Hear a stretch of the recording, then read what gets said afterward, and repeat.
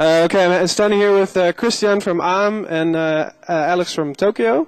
And I was wondering, how do you feel about this Innervision night at 11?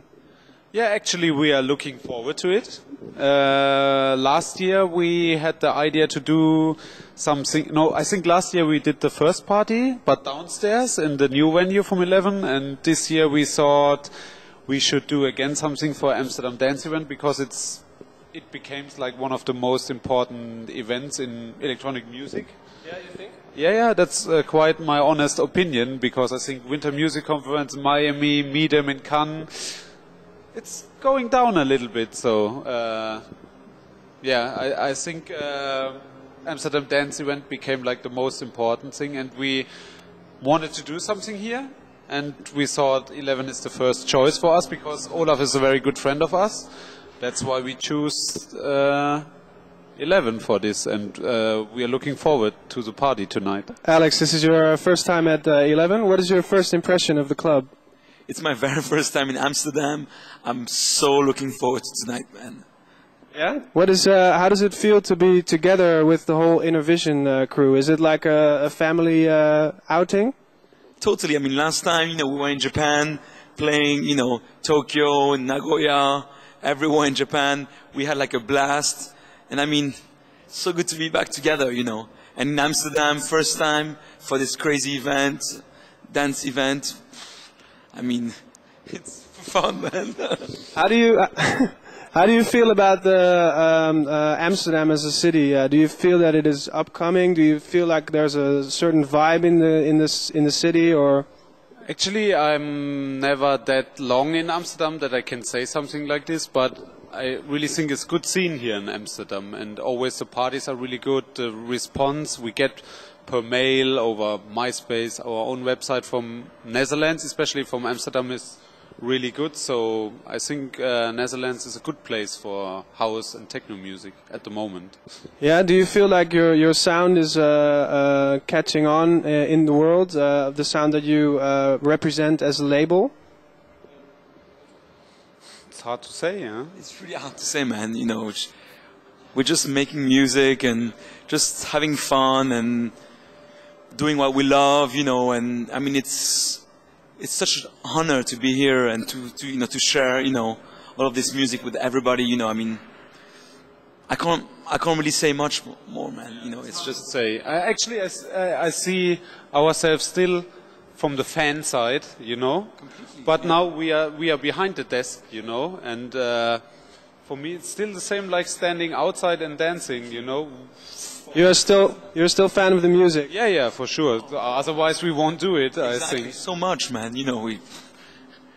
we're here behind it, and enjoying it like big time, man, all the time, yeah. But I imagine that when you are traveling the world and you have to go through airports and from city to city to city, doesn't it get sometimes a bit too like business-like? And is it still are you able to keep the fun in it? Yeah, but if the thing is, sometimes you are really tired. You reach a certain place, you're really tired. First record you play, and there's a good response from the crowd. You forget everything. Exactly. And then, yeah. It's like everywhere else, It's like playing at home or whatever for friends. Yeah. I mean, that's something you really have to keep with yourself. It has to be natural, and you really have to enjoy it. And if you enjoy it first, you can share it with people. I think that's the most important thing. Right. So enjoying is like the best promotion for anything, maybe. Exactly. It's like we don't lie to ourselves. We just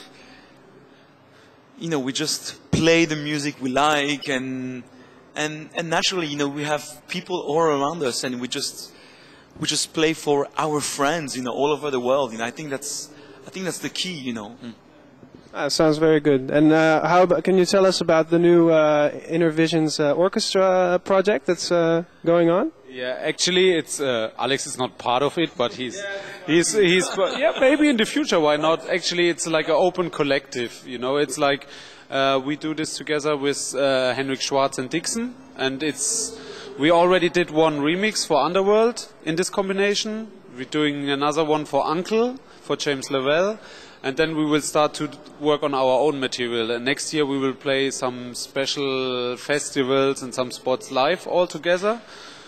That's all, you know. We have like a similar taste, similar approach to the music, and that's why we decided to work together. Right, right. How does it? I mean, it must be quite something to all of a sudden make remixes for all these established old school names. You're actually entering into the major league of the classic house dance acts. How does that feel weird? Does it feel like a big? Actually, now I'm quite used to it. And Alex, you know, he worked in Japan he met all the people.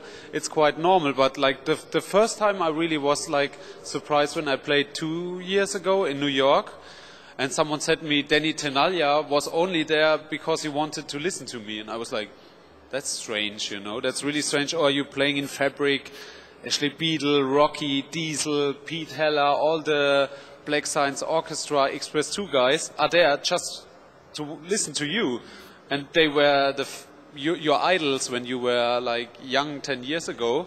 And but you know, now it's quite normal for us. It just like, you know, they are good friends, and it's, I don't know, I'm not surprised anymore, not really, because it became natural. It's not like arrogant or whatever. It's just like it happened, and everything happened in a natural way, and that's why it, I think, is so successful. Exactly. That's why we're really enjoying it, you know. How about how do you see the future of the label and the music that you play? How do you is it something you think about, or is it just also something that just happens? Yeah, I think it happens. You know, you are inspired by your surrounding and your environment, and can happen everywhere. Everything can happen. You know, I wouldn't even say it's house is the base. I would say, but from that point, it can happen everything. You know. We don't have a plan for anything.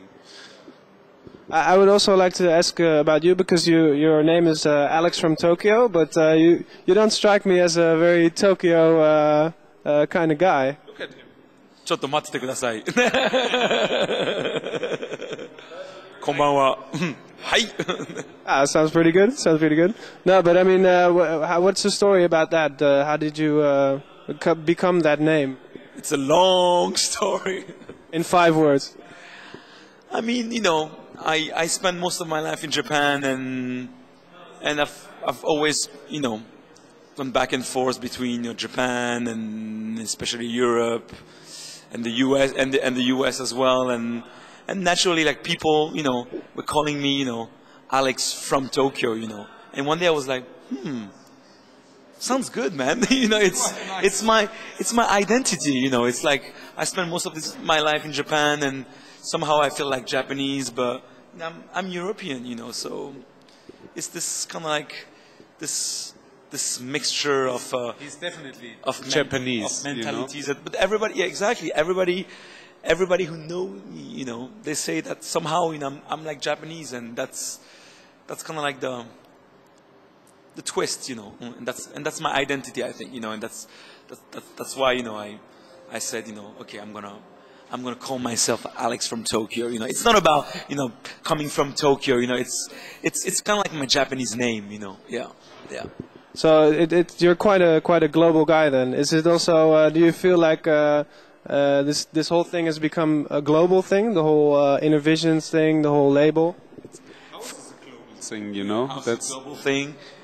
Innervision is a global thing for sure. You know, I mean, actually, there was a quite interesting Kerry Chandler interview 10 years ago, it was 1995, 12 years ago, and he said, you would never expect from which kind of corners out of the world there will be house music coming out in the next years, you know.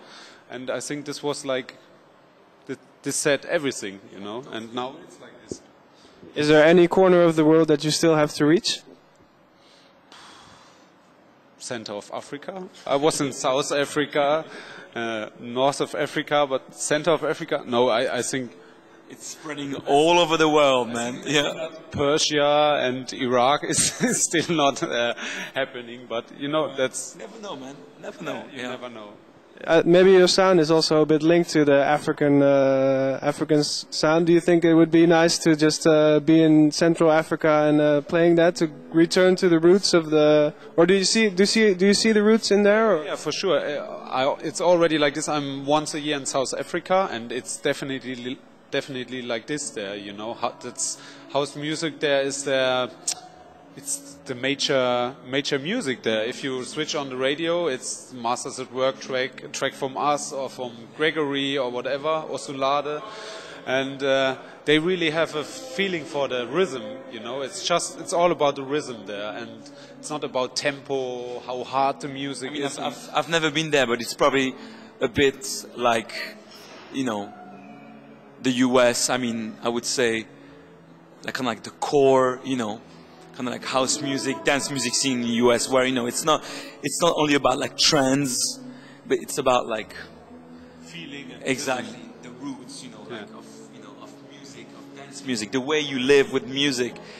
It's in you, you know, it's in your blood, you know, in your body, you know, and you just, it's a way of expression, I think, you know, and I think, yeah, like South Africa is probably the same. So actually, what it comes down to is the old-fashioned house is a feeling, basically, right? Yeah, of course, man. Yeah, I mean, I think at this time they said this, but it's still existent these days. You know, I mean, you know, things change, but they don't change really at the same time. You know. Cool. Just your last question. What can we expect tonight at the 11? What do you have in plan for us? House and more. And more drama. More drama. All right. Well, thank you then. Thank you so much, man. Thank you. Thank you too. Thank you.